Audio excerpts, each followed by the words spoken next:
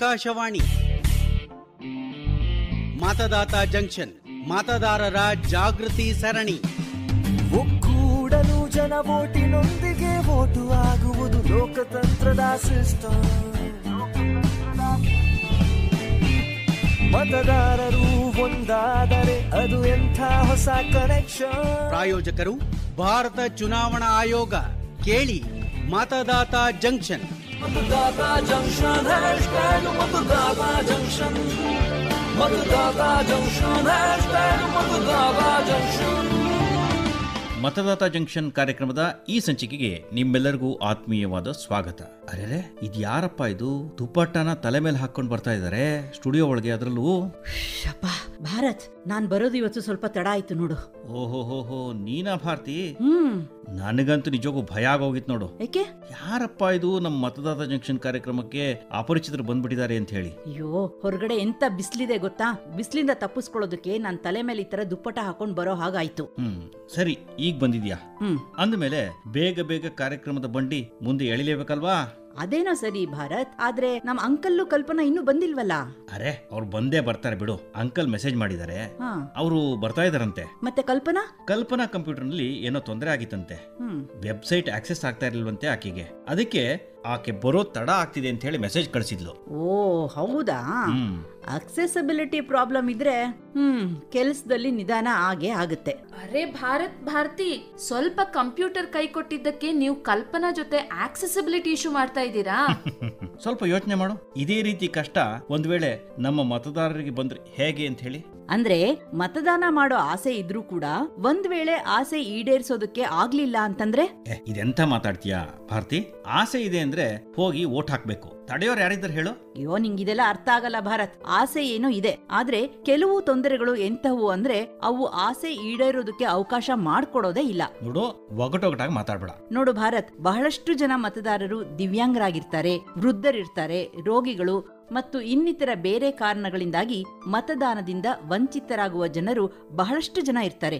ಯಾವಾಗ ಅವರೆಲ್ಲರನ್ನೂ ಒಳಗೊಂಡಂತೆ ಮತದಾನ ಮಾಡೋದಕ್ಕೆ ಸುಗಮ ಮತ್ತು ಸರಳವಾದ ಆಕ್ಸೆಸಿಬಿಲಿಟಿ ಇದ್ದು ಎಲ್ಲರಿಗೂ ಅದರಲ್ಲಿ ಅವಕಾಶ ಇದ್ದಾಗಲ್ವೇ ಸರಿಯಾದ ಅರ್ಥದಲ್ಲಿ ಪ್ರಜಾಪ್ರಭುತ್ವ ಸಫಲ ಆಗೋದು. ಅದಂತೂ ನಿಜ ಬಿಡು. ಮತ್ತೆ ನೋಡು, ಎಂತ ಕೋಇನ್ಸಿಡೆನ್ಸ್. ಇವತ್ತಿನ ಮತದಾತ ಜಂಕ್ಷನ್ ನ ವಿಷಯ ಕೂಡ ಇದೆ, ಅಕ್ಸೆಸಿಬಲ್ ಎಲೆಕ್ಷನ್, ಅಂದ್ರೆ ಸರಳ ಮತ್ತು ಸುಗಮ ಚುನಾವಣೆ.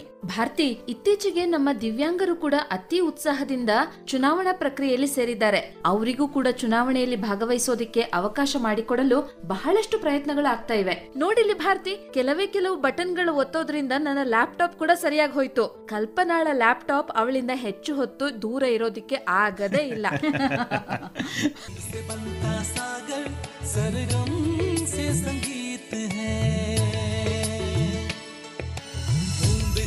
अब सागर बन, किरण है तो अब सूरज बन, हवा है तो अब तूफान बन, उमंग है तो अब उत्सव बन, निकल पड़ तू, आगे बढ़ चल तू, वोट तेरी शान है, वोट तेरा मान है, तकदीर अपनी तू ही सवार, यही है तेरा अधिकार. ಭಾರತಿ, ಅಂದಾಗೆ ಯಾರೋ ಸ್ಟುಡಿಯೋ ಬಾಗಿಲು ತೆಗೆದ ಹಾಗಾಯ್ತು ನೋಡು. ಅರೆ, ಇದು ನಮ್ಮ ಎಲೆಕ್ಷನ್ ಅಂಕಲ್. ಅರೆ ಎಲೆಕ್ಷನ್ ಅಂಕಲ್, ಬನ್ನಿ, ನಿಮ್ಗೋಸ್ಕರ ಕಾಯ್ತಾ ಇದೀವಿ. ತಡ ಆಗೋಯ್ತಾ ನಾನು ಬಂದಿದ್ದು? ಏನೋ? ನಮಸ್ತೆ ಅಂಕಲ್. ನಮಸ್ತೆ ಅಂಕಲ್. ನಮಸ್ಕಾರ. ನೀವು ಸರಿಯಾದ ಸಮಯಕ್ಕೆ ಬಂದಿದ್ದೀರಾ ಅಂಕಲ್. ಇವತ್ತು ವಿಷಯ ಸುಲಭ ಚುನಾವಣೆ, ಆಕ್ಸೆಸಿಬಲ್ ಎಲೆಕ್ಷನ್.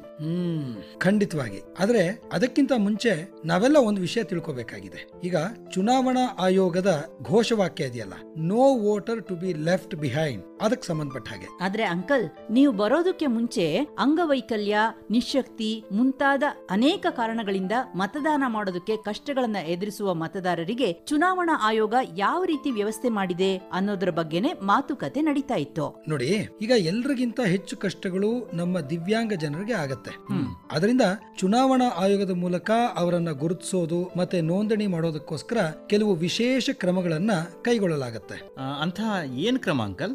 ಏನು ಅಂದ್ರೆ ಭಾರತ್, ಪ್ರತಿ ರಾಜ್ಯದಲ್ಲಿ ಜನಗಣತಿ ರಿಪೋರ್ಟು, ಸಾಮಾಜಿಕ ನ್ಯಾಯ ಮತ್ತೆ ನ್ಯಾಯ ವ್ಯಾಪ್ತಿ, ಜೊತೆಗೆ ಮಹಿಳಾ ಮತ್ತು ಮಕ್ಕಳ ಕಲ್ಯಾಣ ಇಲಾಖೆಯ ಸಹಯೋಗದೊಂದಿಗೆ ದಿವ್ಯಾಂಗ ಜನರ ಒಂದು ಪ್ರಾಥಮಿಕ ಮಾಹಿತಿ ತಯಾರಾಗುತ್ತೆ. ಅದರ ಆಧಾರದ ಮೇಲೆ ದಿವ್ಯಾಂಗ ಜನರಿಗೆ ಮೂಲಭೂತ ಸೌಕರ್ಯಗಳ ಲಭ್ಯತೆಯನ್ನ ಖಚಿತಪಡಿಸಿಕೊಳ್ಳಲಾಗುತ್ತೆ. ಮತದಾನ ಕೇಂದ್ರಗಳಿಗಾಗಿ ತಯಾರಿಸುವ ಮತದಾರರ ಪಟ್ಟಿಯಿಂದ 18 ವರ್ಷ ಮೇಲ್ಪಟ್ಟ ಇಂತಹ ದಿವ್ಯಾಂಗ ಜನರ ಪಟ್ಟಿ ಮಾಡಿ ಅವರನ್ನ ಗುರುತು ಮಾಡಿ ತಯಾರು ಮಾಡ್ತಾರೆ. ಹೌದಾ ಅಂಕಲ್? ಮತ್ತೆ ಇಂತಹ ಮತದಾರರಿಗೆ ಮತದಾನ ಕೇಂದ್ರದಲ್ಲಿ ಮತದಾರರ ಸಹಾಯತಾ ಕೇಂದ್ರಗಳು ಮತ್ತೆ ಚುನಾವಣೆಗೆ ಸಂಬಂಧಿಸಿದ ಕಚೇರಿಗಳಲ್ಲಿ ಪ್ರಾಮುಖ್ಯತೆ ಸಿಗುತ್ತೆ. ಅಂಕಲ್, ವೋಟಿಂಗ್ ದಿನ ಯಾವ ರೀತಿ ಸೌಲಭ್ಯ ಸಿಗುತ್ತೆ?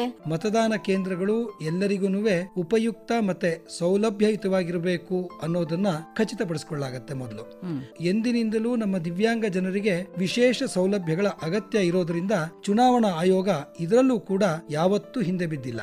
ಅದೇಗೆ ಅಂಕಲ್? ಎಲ್ಲಕ್ಕಿಂತ ಮೊದಲವರು ಮತದಾನ ಕೇಂದ್ರ ನೆಲಮಹಡಿಯಲ್ಲೇ ಇರೋ ಹಾಗೆ ನೋಡ್ಕೋತಾರೆ. ಇಲ್ದಿದ್ರೆ ಅಲ್ಲಿ ಲಿಫ್ಟ್ ಅಥವಾ ಅನುಕೂಲವಾಗುವಂತ ರ್ಯಾಂಪ್ ಅವಶ್ಯಕವಾಗಿ ಇರಬೇಕು. ದಿವ್ಯಾಂಗ ಜನರು ಪ್ರವೇಶಿಸೋದಕ್ಕೆ ಮತ್ತೆ ನಿರ್ಗಮಿಸೋದಕ್ಕೆ ಬೇರೆ ಬಾಗಿಲಿರೋ ಹಾಗೆ ಮತ್ತೆ ವೋಟಿಂಗ್ ಕಂಪಾರ್ಟ್ಮೆಂಟ್ ಹತ್ರ ವೀಲ್ ಚೇರ್ ಬಂದು ಹೋಗುವಷ್ಟು ಸಾಕಷ್ಟು ಜಾಗ ಇರೋ ಹಾಗೆ ನೋಡ್ಕೋತಾರೆ. ಇದರ ಬಗ್ಗೆ ಅವಶ್ಯಕ ನಿರ್ದೇಶನ ಮತ್ತೆ ಸೂಚನೆಗಳನ್ನ ಮತದಾನ ಕೇಂದ್ರದಲ್ಲಿ ಹೊರಗೆ ಸರಿಯಾದ ಜಾಗದಲ್ಲಿ ಪ್ರದರ್ಶಿಸ್ತಾರೆ. ಇದಂತೂ ನಿಜವಾಗ್ಲೂ ಒಳ್ಳೆ ವಿಚಾರ ಅಂಕಲ್. ಆಮೇಲೆ ಕೆಲವು ಆದರ್ಶ ಮತದಾನ ಕೇಂದ್ರಗಳಲ್ಲಿ ವೀಲ್ ಚೇರ್ ನ ಸೌಲಭ್ಯ ಕೂಡ ಕೊಡಲಾಗತ್ತೆ. ಹೌದಾ? ಹೌದು. ದಿವ್ಯಾಂಗರು ಮತ್ತೆ ಹಿರಿಯ ನಾಗರಿಕರಿಗೆ ಇದರ ಬಗ್ಗೆ ಮುಂಚಿತವಾಗಿ ಸೂಚನೆ ಕೂಡ ನೀಡ್ತಾರೆ. ಮತ್ತೆ ಇಲ್ಲಿ ಕೂತ್ಕೊಳ್ಳೋದಕ್ಕೆ ಮತ್ತೆ ಕುಡಿಯೋದು ನೀರಿನ ವ್ಯವಸ್ಥೆ ಸಹ ಮಾಡಿರ್ತಾರೆ. ಆದ್ರೆ ಅಂಕಲ್, ಈ ದೃಷ್ಟಿದೋಷ ಉಳ್ಳ ದಿವ್ಯಾಂಗರು ಇರ್ತಾರಲ್ಲ, ಅವ್ರಿಗೇನ್ ಸೌಲಭ್ಯ ಇದೆ? ನೋಡಿ, ಎಲ್ಲಕ್ಕಿಂತ ಮೊದಲು ದೃಷ್ಟಿದೋಷ ಉಳ್ಳ ದಿವ್ಯಾಂಗರಿಗೆ 1961 ಕಾಂಡಕ್ಟ್ ಆಫ್ ಎಲೆಕ್ಷನ್ ನಿಯಮ 49N ಇದರ ಅನುಸಾರವಾಗಿ ವಿಶೇಷ ನಿಬಂಧನೆಗಳನ್ನು ಮಾಡಿದ್ದಾರೆ ಅನ್ನೋದನ್ನ ತಿಳ್ಕೊಳ್ಳೋದು ಬಹಳ ಅವಶ್ಯಕ. ಅದೇನು ಅಂಕಲ್?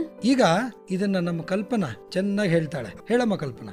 ಈಗ ನಮ್ಮ ಚುನಾವಣಾ ಆಯೋಗವು ದೃಷ್ಟಿದೋಷ ಇರೋ ದಿವ್ಯಾಂಗ ಜನರು ಮತ್ತೆ ಅಶಕ್ತ ಮತದಾರರ ಸಹಾಯಕ್ಕಾಗಿ ಅವ್ರ ಜೊತೆ ಯಾರಾದ್ರೂ ಒಬ್ಬ ಜೊತೆಗಾರ ಅಥವಾ ಸಹಾಯಕ ಇರ್ಬೋದು ಅನ್ನೋ ನಿಬಂಧನೆಯನ್ನ ಮಾಡಿದೆ. ದೃಷ್ಟಿದೋಷ ಇರೋ ದಿವ್ಯಾಂಗ ಜನರಿಗೆ ಮಾಹಿತಿ ಸುಲಭವಾಗಿ ತಿಳಿಯುವಂತೆ ಮಾಡಲು ಇವಿಎಂ ನಲ್ಲಿ ಅಥವಾ ಇತರ ಅವಶ್ಯಕ ಜಾಗಗಳಲ್ಲಿ ಬ್ರೈಲ್ ಲಿಪಿ ಸೌಲಭ್ಯ ಕೂಡ ನೀಡಲಾಗುತ್ತೆ. ಅದರ ಜೊತೆಗೆ ವೋಟರ್ ಗೈಡ್, ವೋಟರ್ ಸ್ಲಿಪ್ ಮತ್ತು ವೋಟರ್ ಐಡಿ ಕಾರ್ಡ್ ಅಂದ್ರೆ ಎಪಿಕ್ ಅಂತ ಹೇಳ್ತಾರಲ್ಲ, ಎಪಿಕ್ ಕಾರ್ಡ್, ಅದನ್ನು ಕೂಡ ಬ್ರೈಲ್ ಲಿಪಿಯಲ್ಲಿ ಒದಗಿಸಿಕೊಡಲಾಗುತ್ತೆ. ಹೇಗಿದ್ರೂ ಚುನಾವಣಾ ಆಯೋಗದಿಂದ ದಿವ್ಯಾಂಗ ಜನರಿಗೆ ಒಂದು ವಿಶೇಷ ಆಪ್ ಕೂಡ ತಯಾರು ಮಾಡಲಾಗಿದೆ. ಆ ಆಪ್ ನ ಬಗ್ಗೆ ನಮ್ಗೆಲ್ರಿಗೂ ಗೊತ್ತು. ಅದ್ರ ಹೆಸರು ಸಕ್ಷಮ್ ಆಪ್ ಅಂತ. ಅಂಕಲ್, ಇದ್ರ ಜೊತೆ ಪೋಸ್ಟಲ್ ಬ್ಯಾಲೆಟ್ ಸೌಲಭ್ಯ ಕೂಡ ಇದೆ ಅಲ್ವಾ? ಅದ್ರ ಬಗ್ಗೆನೂ ಹೇಳಿ. ಉಸಿರು ತಗೊಳಕ್ಕಾದ್ರೂ ಬಿಡಿಯಪ್ಪ ಈ ನಿಮ್ಮ ಹಿರಿಯ ನಾಗರಿಕನಿಗೆ. ನಿಧಾನ ಕೇಳಿ ಅಂಕಲ್, ಪರವಾಗಿಲ್ಲ. ಈಗ ಒಂದು ಸಣ್ಣ ವಿರಾಮ ಕೊಡ್ಲೇಬೇಕು. ಹಾಗಿದ್ರೆ महिला पुरुष वृद्ध युवा सबका ये कर्तव्य है. आपका मतदाता होना आपका अधिकार है. योग्य हो सरकार हमारी, यही हमारी सोच. जागरूकता मतदान की होगी चारों ओर. जब निकलोगे और दोगे अपना वोट. ಅಂಕಲ್, ಈ ಬ್ರೇಕ್ ನಿಂದ ವಾಪಸ್ ಬಂದಿದೀವಿ. ಈಗಾದ್ರೂ ಹೇಳ್ತೀರಾ? ಅರ್ಥ ಆಯ್ತು. ಪೋಸ್ಟಲ್ ಬ್ಯಾಲೆಟ್ ಬಗ್ಗೆ ಮಾತಾಡಬೇಕು ಅಲ್ವಾ? ಹೌದು ಅಂಕಲ್. ಸಾಮಾನ್ಯವಾದ ಪೋಸ್ಟಲ್ ಬ್ಯಾಲೆಟ್ ಗಿಂತ ಇದು ಒಂದು ವಿಶೇಷ ಸೌಲಭ್ಯ ಆಗಿದೆ. ಇದಕ್ಕೆ ಆಪ್ಷನಲ್ ಪೋಸ್ಟಲ್ ಬ್ಯಾಲೆಟ್ ಅಂತಾರೆ, ಅಂದ್ರೆ ಐಚ್ಛಿಕ ಪೋಸ್ಟಲ್ ಬ್ಯಾಲೆಟ್ ಅಂತ ಕರೀತಾರೆ. ಈಗ ನಮ್ಮ ದಿವ್ಯಾಂಗ ಜನರು, ಕರೋನಾ ಪೀಡಿತರು, ಆಮೇಲೆ 80 ವರ್ಷ ಮೇಲ್ಪಟ್ಟ ಹಿರಿಯ ನಾಗರಿಕರು, ಇವರು ಇದರ ಲಾಭವನ್ನ ಪಡ್ಕೊಳ್ಬಹುದು. ಆಪ್ಷನಲ್ ಪೋಸ್ಟಲ್ ಬ್ಯಾಲೆಟ್ ನ ಸೌಲಭ್ಯವನ್ನ ಫಾರಂ 12D ಮೂಲಕ AVSC ಅಂದ್ರೆ absentee voters of senior citizens category ಮತ್ತೆ AVPD absentee voters of PWD persons with disability ಈ ಕ್ಯಾಟಗರಿ ಇವರೆಲ್ಲ ಪಡ್ಕೊಳ್ಬಹುದು. ಇದಕ್ಕೋಸ್ಕರ ಮೊದಲು ಚುನಾವಣೆ ಘೋಷಣೆಯಾದ ಮೇಲೆ ಆಮೇಲೆ ಚುನಾವಣೆಯ ದಿನಾಂಕದ ತನಕ ಸಂಬಂಧಿಸಿದ ರಿಟರ್ನಿಂಗ್ ಆಫೀಸರ್ಗೆ ಅರ್ಜಿ ಕೊಡಬೇಕಾಗತ್ತೆ. ಆಮೇಲೆ ಕೇಳಿದ ಎಲ್ಲಾ ಸೌಲಭ್ಯಗಳನ್ನ ಸುಲಭಗೊಳಿಸಿ ಅವರಿಗೆ ಮತದಾನ ಮಾಡೋ ಅವಕಾಶ ನೀಡಲಾಗತ್ತೆ. ಒಂದು ವೇಳೆ ಮತದಾನ ಕೇಂದ್ರಕ್ಕೆ ಹೋಗಿ ಬರೋದಕ್ಕೆ ಪಿಕಪ್ ಮತ್ತೆ ಡ್ರಾಪ್ ಸೌಲಭ್ಯ ಬೇಕು ಅಂತಂದ್ರೆ ಅದಕ್ಕೋಸ್ಕರ ಮುಂಚಿತವಾಗಿ ಅಪ್ಲಿಕೇಶನ್ ನೀಡಬೇಕು. ಈ ರೀತಿಯ ಮತದಾರರಿಗೆ ಸೌಲಭ್ಯ ಮತ್ತೆ ಅವರನ್ನ ಜಾಗರೂಕರನ್ನಾಗಿಸುವ ಉದ್ದೇಶದಿಂದ ಚುನಾವಣಾ ಆಯೋಗದ ಸ್ವೀಪ್ ವಿಭಾಗ ವಿಶೇಷವಾಗಿ ಕಾರ್ಯಕ್ರಮ ಮಾಡುತ್ತೆ. ಓ ಹೌದಾ ಅಂಕಲ್? ಅದ್ರ ಬಗ್ಗೆನೂ ಸ್ವಲ್ಪ ಹೇಳಿ. ಇದಕ್ಕೋಸ್ಕರ ಚುನಾವಣಾ ಕ್ಷೇತ್ರಕ್ಕೆ ಅನುಸಾರವಾಗಿ ಅಧಿಕಾರಿಯನ್ನ ನೇಮಿಸಿ ನಿಯುಕ್ತಗೊಳಿಸಲಾಗುತ್ತೆ. ಜೊತೆಗೆ ವಿಭಿನ್ನ ಪ್ರಚಾರ ಮಾಧ್ಯಮಗಳ ಮೂಲಕ ಉಪಯುಕ್ತವಾದ ಪ್ರಚಾರ, ವಿಶೇಷವಾಗಿ ನಡೆಸುವ ಕ್ಯಾಂಪ್ ಮತ್ತೆ ಜಿಲ್ಲೆ ಹಾಗೂ ರಾಜ್ಯದಿಂದ ನೇಮಕಗೊಂಡ ಐಕಾನ್ಸ್ ಗಳ ಮೂಲಕ ಮತದಾರರಿಗೆ ಶಿಕ್ಷಣ ಮತ್ತೆ ಪ್ರೇರಣೆ ನೀಡೋ ಕೆಲಸಗಳನ್ನ ಮಾಡಲಾಗುತ್ತೆ. ಇದರಲ್ಲಿ ಅನೇಕ NGOಗಳು ಸಹ ಕೆಲಸ ಮಾಡುತ್ತವೆ. Community based organisations, resident welfare ಅಸೋಸಿಯೇಷನ್ಸ್ಗಳು ಕೂಡ ಸಹಾಯವನ್ನ ಮಾಡತ್ವೆ. ಯಾವ ಪ್ರದೇಶಗಳಲ್ಲಿ ದಿವ್ಯಾಂಗ ಜನರ ಸಂಖ್ಯೆ ಹೆಚ್ಚಾಗಿರುತ್ತೋ ಅಲ್ಲಿ ಮುಖ್ಯ ಚುನಾವಣಾಧಿಕಾರಿಗಳ ಶಿಫಾರಸಿನ ಮೇರೆಗೆ ವಿಶೇಷ ಮತದಾನ ಕೇಂದ್ರದ ಸ್ಥಾಪನೆ ಸಹ ಮಾಡಲಾಗತ್ತೆ. ಅಂದ್ರೆ ನೀವು ಹೇಳೋ ಪ್ರಕಾರ ನೋ ವೋಟರ್ ಲೆಫ್ಟ್ ಬಿಹೈಂಡ್. ಈಗ ಈ ಘೋಷಣೆ ಅರ್ಥ ನಿಜವಾಗಿ ಗೊತ್ತಾಯ್ತು ನೋಡ್ರಿ. ನೋಡಿದ್ಯಾ? अब लोकतंत्र का काम जरूरी करना है, अब मिलकर साथ में चलना आगे बढ़ना है, बाधाओं को हद में रखना और परखना है, हर एक चुनौती से मिलजुल कर लड़ना है, हर वोट जरूरी सबको ये समझाना है, दुनिया में परचम अपना ये लहराना है, सरकार हमारी अपना ये अधिकार हम. ಭಾರತಿ, ಮಹಿಳೆಯರನ್ನ ಯಾವ ರೀತಿ ಮತದಾನಕ್ಕೆ ಪ್ರೇರೇಪಿಸ್ತಾರೆ? ಸ್ವಲ್ಪ ನಮ್ಮ ಶ್ರೋತೃಗಳಿಗೆ ಈ ಪಿಂಕ್ ಬೂತ್ ಇದೆಯಲ್ಲ, ಅದ್ರ ಬಗ್ಗೆ ಒಂದ್ ಸ್ವಲ್ಪ ಮಾಹಿತಿ ಕೊಡ್ತೀಯಾ ನೀನು? ಖಂಡಿತ ಅಂಕಲ್. ಈ ಪಿಂಕ್ ಬೂತ್ ಅನ್ನೋದು ಮಹಿಳಾ ಮತದಾರರನ್ನ ಗಮನದಲ್ಲಿ ಇಟ್ಕೊಂಡು ಮಾಡಿರುವಂತಹ ಮತದಾನ ಕೇಂದ್ರ. ಇಲ್ಲಿ ಎಲ್ಲಾ ಮತಾಧಿಕಾರಿಗಳು ಮಹಿಳೆಯರೇ ಆಗಿರ್ತಾರೆ. ಅವರು ಗುಲಾಬಿ ಬಣ್ಣದ ಸೀರೆ ಧರಿಸಿರ್ತಾರೆ. ಈ ಬೂತ್ ನ ಎಲ್ಲ ವ್ಯವಸ್ಥೆಗಳು ನಾರಿ ಶಕ್ತಿ ಕೈಯಲ್ಲಿರುತ್ತೆ. ಈ ಬೂತ್ ನಲ್ಲಿ ಯಾರ್ ಬೇಕಾದ್ರೂ ಹೋಗಿ ಮತದಾನ ಮಾಡಬಹುದು. ಆದ್ರೆ ಮಹಿಳೆಯರು ಸಂಕೋಚ ಪಡದೆ ಮತದಾನ ಮಾಡಬಹುದು. ಹಾ ಭಾರತಿ, ಈ ಮತದಾನ ಕೇಂದ್ರಗಳ ಮೂಲಕ ಅವರಿಗೆ ಅನೇಕ ಸೌಲಭ್ಯಗಳು ಸಿಗ್ತವೆ. ಅರೆ, ಸ್ವಲ್ಪ ಗಡಿಯಾರದ ಮುಳ್ಳಿನ ಕಡೆ ನೋಡ್ರಿ. ಏನಾಯ್ತು? ಇವತ್ತಿನ ಮಾತುಕತೆಯಲ್ಲಿ ಸಮಯ ಸರಿದದ್ದೇ ಗೊತ್ತಾಗ್ಲಿಲ್ಲ ನೋಡಿ. ಈಗ ನಮ್ಮ ಒಬ್ಬ ಶ್ರೋತೃವಿನ ಸಂದೇಶ ಕೇಳುವಂತಹ ಸಮಯ ಬಂದೇ ಬಿಟ್ಟಿದೆ. ಈ ಸಂದೇಶದಿಂದಲೇ ನಮಗೂ ಸಹ ಪ್ರತಿ ಬಾರಿ ಹೊಸ ವಿಷಯದ ಬಗ್ಗೆ ಮಾತಾಡೋದಕ್ಕೆ ಉತ್ಸಾಹ ಬರುತ್ತೆ. ಅಕ್ಷರಶಃ ನಿಜ ಹೇಳಿದೆ ನೋಡು. मैं ओजस्वी गुप्ता द्वारका में रहती हूँ. मेरे दादाजी 89 इयर्स के हो गए हैं. वे हर चुनाव में बढ़ चढ़कर हिस्सा लेते हैं. उनका ये उत्साह देखकर हमारे कॉलोनी के सभी लोग वोट जरूर देते हैं. इस साल मैं भी 18 साल की हो गई हूँ और मैंने अपना वोटर कार्ड बनवा लिया है. अब मैं भी अपने दादाजी की तरह अपने देश के लिए एक जिम्मेदार सरकार बनाऊंगी, क्योंकि मैं एक जिम्मेदार नागरिक हूँ जो अपना वोट जरूर देती हूँ. और एक जिम्मेदार नागरिक ही जिम्मेदार सरकार बना सकता है. ಆಹಾ, ಎಂತ ಮಾತು ಹೇಳಿದ್ರಲ್ಲ. ಹಿಂದಿನ ಪೀಳಿಗೆ ಮುಂಬರುವ ಪೀಳಿಗೆಗೆ ಎಂತಹ ದಾರಿ ತೋರಿಸ್ತಾ ಇದೆ. ಹೊಸ ಪೀಳಿಗೆಯಿಂದ ಇಂತಹದೇ ಅರ್ಥಪೂರ್ಣ ಮತ್ತು ಜವಾಬ್ದಾರಿಯ ಭರವಸೆ ಇದೆ. ಶ್ರೋತೃಗಳೇ, ನೀವು ಕೂಡ ರೆಕಾರ್ಡ್ ಮಾಡಿ ಕಳುಹಿಸುವ ಮೂಲಕ ನಿಮ್ಮ ಮಾತನ್ನ ನಮ್ಮ ಜೊತೆ ಹಂಚಿಕೊಳ್ಳಬಹುದು. ರೆಕಾರ್ಡಿಂಗ್ ಅನ್ನ ನೀವು ನಮಗೆ ನಮ್ಮ ವಾಟ್ಸ್ಆಪ್ ಸಂಖ್ಯೆ 9999031950 ಇದಕ್ಕೆ ಕಳುಹಿಸಬಹುದು. ಭಾರತ್, ನಮ್ಮ ಕೇಳುಗರು ಈಗ ನಮ್ಮ ಕ್ವಿಜ್ ಸೆಕ್ಷನ್ಗೆ ಕಾಯ್ತಾ ಇದ್ದಾರೆ. ಹೌದು, ಮತದಾತ ಜಂಕ್ಷನ್ ನ ನಮ್ಮ ಹಿಂದಿನ ಸಂಚಿಕೆಯಲ್ಲಿ ಕೇಳಿದ ಪ್ರಶ್ನೆ ಏನಾಗಿತ್ತು?